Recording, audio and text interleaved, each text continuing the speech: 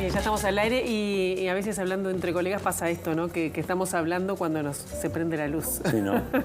Ya estamos recibiendo con mucho gusto aquí que Kersenbaum, que bueno, ya lo habíamos tenido en otras oportunidades aquí vía Zoom de Ciudad para hablar sobre situaciones de pandemia, de cómo venían trabajando allí en Israel, esta situación de la COVID.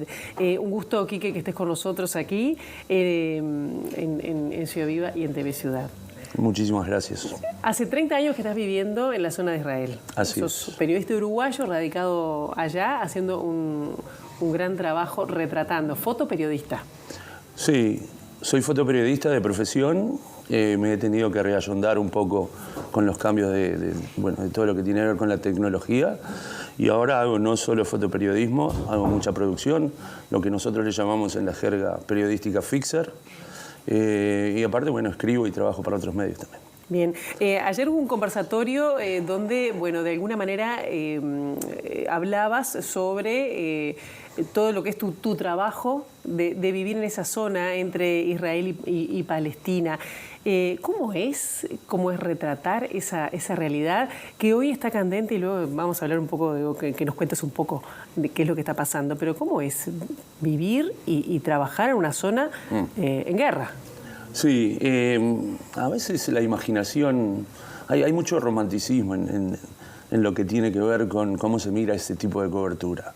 Mi vida es normal, yo tengo una casa normal, mi hijo, sí, mi señora trabajan, y cuando hay problemas salimos al terreno, las cosas no pasan en general cerca de casa, hay que movilizarse, pero por supuesto es difícil porque la realidad es muy difícil, hay momentos de mucha tensión, por ejemplo, lo que pasó este fin de semana, que es algo que se repite, y hay veces que le toca a mi ciudad, ¿sí?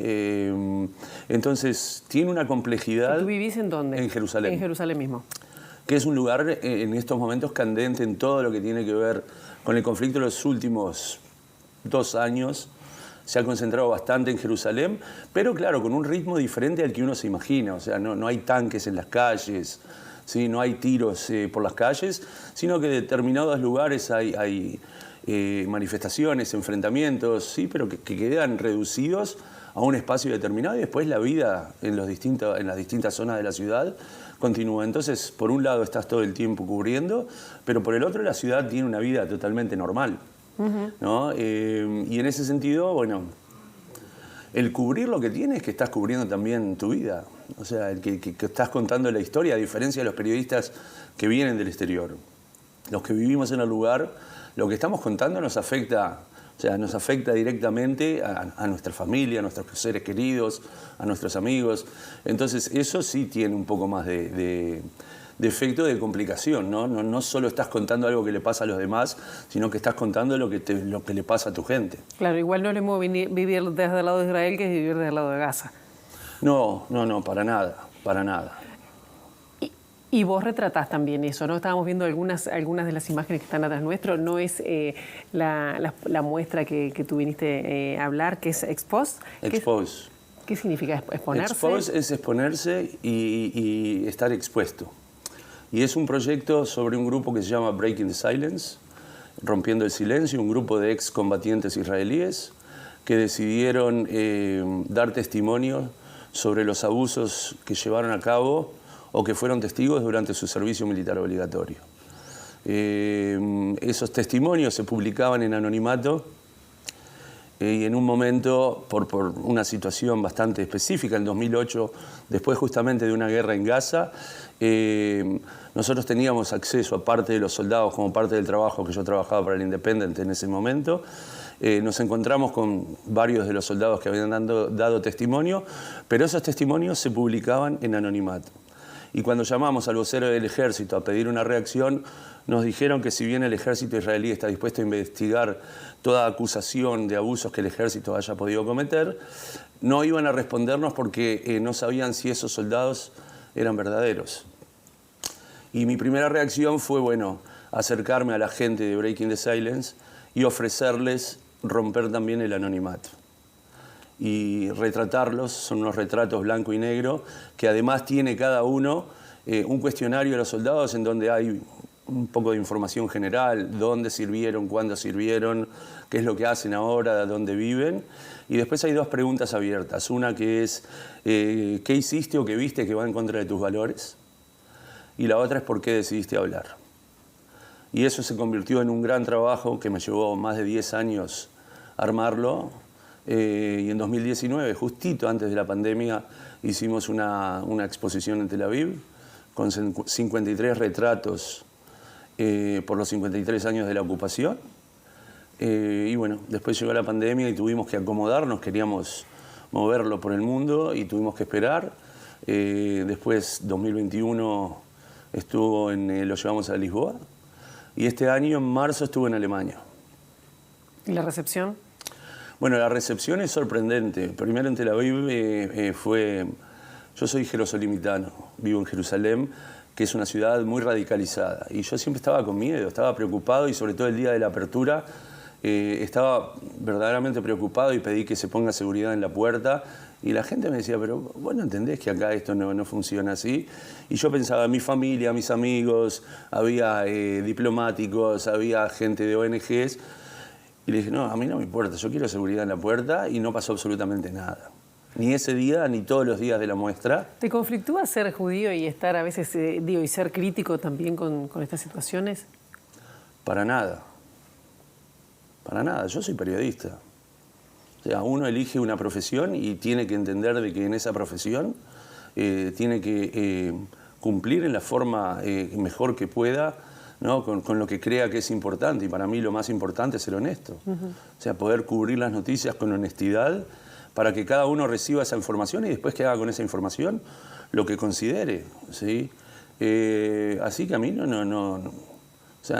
yo no siento que tenga un conflicto, al revés. Creo que parte de los valores universales que recibí en mi casa están ahí en lo que hago. Quique, en este fin de semana, justamente tú dijiste, fue un fin de semana muy violento. Ayer se aceptó una tregua por intermedio de Egipto. Esto es lo que está viviendo allí en la frontera de Gaza e Israel. Que algunos dicen, bueno, esto es algo que no se estaba viendo desde hace tiempo, porque hubo más de 40 muertos, muchos ataques. ¿Cómo lo puedes explicar? ¿Qué es lo que está pasando ahora en Israel? ¿Cuánto tiempo tenemos? No. Titulares. No, creo que lo que está pasando en la Franja de Gaza es algo que no llega a una solución y que lo que tiene es un nuevo espiral de violencia que tiene en general casi las mismas características. Si nosotros pensamos de que no hace tanto tiempo del último espiral de violencia, que fue en mayo del año pasado, y que tuvo unas características un poco similares, y lo que fue diferente esta vez es de que en sí Israel en general reacciona a cohetes que se disparen desde la Franja de Gaza, y esta vez, bueno, Israel, ¿no? Lo que tengo entendido a distancia, pero con las fuentes con las que estuve en contacto y con los periodistas con los que trabajo, Israel detuvo a un líder de la Yihad Islámica, recibieron información de inteligencia que hasta ahora no se ha visto cuál ha sido esa información, de que los palestinos en Gaza de la Yihad Islámica iban a reaccionar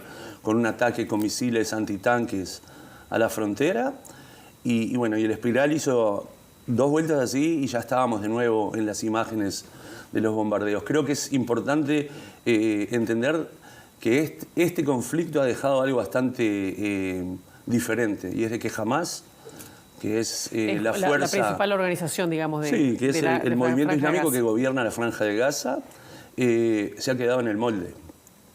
Y no ha tomado parte, si bien ha dejado que la Yihad Islámica dispare, que en general es control también de Hamas, se ha quedado en el molde, y eso abre una interrogante bastante importante, que es si finalmente Israel entiende que para poder solucionar algo en la Franja de Gaza se va a tener que negociar con quien esté en el poder, incluso si es Hamas.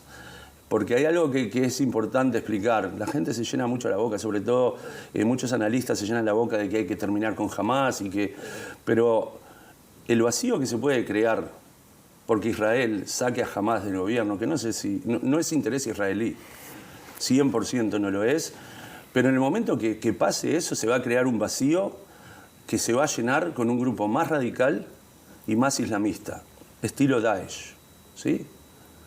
Entonces, tienen que llegar a una solución. Hay una situación ahí que tiene que tener una solución, ¿sí? Que piense más que nada en algo que no hemos hablado y que yo creo que es lo más importante que se puede hablar. Hay una deshumanización total de los palestinos, no solo en Israel, sino en estos momentos en el mundo.